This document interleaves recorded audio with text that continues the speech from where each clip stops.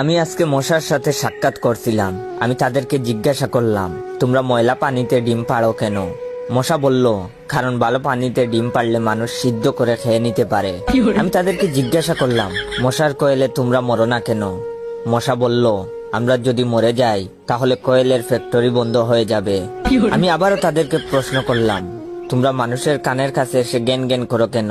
মশা বলল, কারণ মানুষের পায়ের কাছে কিংবা অন্য কোথায় জ্ঞান জ্ঞান করলে মানুষ শুনতে পায় না, তাই।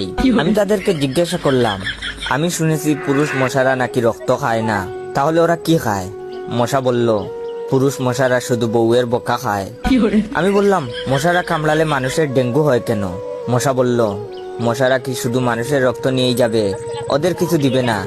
মশারা এত স্বার্থপর নয়, তাই মানুষকে ডেঙ্গু উপহার দিয়ে যায়। মশার সাথে সাক্ষাৎ করার পর আমি মশার উপর রিসার্চ করলাম। মশা অনেক ধরনের হয়, যেমন পড়তে বসলে যে মশায় কামড়ায় তারা হলো অশিক্ষিত মশা, খেতে বসলে যে মশা কামড়ায় তারা হলো ক্ষুধার্ত মশা, ঘুমানোর পর যে মশা কামড়ায় তারা হলো কাপুরুষ, জেগে থাকা অবস্থায় যে মশা কামড়ায় তারা সাহসী, মশারির মধ্যে যে মশা কামড়ায় তারা হলো অতিরিক্ত শেষরা, মাঝরাতে যে মশা কামড়ায় তারা হলো সিঙ্গেল, টয়লেটে যে মশা কামড়ায় তারা হলো নির্লজ্জ, দিনের বেলা যে মশা কামড়ায় তারা একটা ছোট লোক। আমার এই ভিডিওটা দেখার সময় আপনাদের যেই মশাগুলো কামড়াইতেছে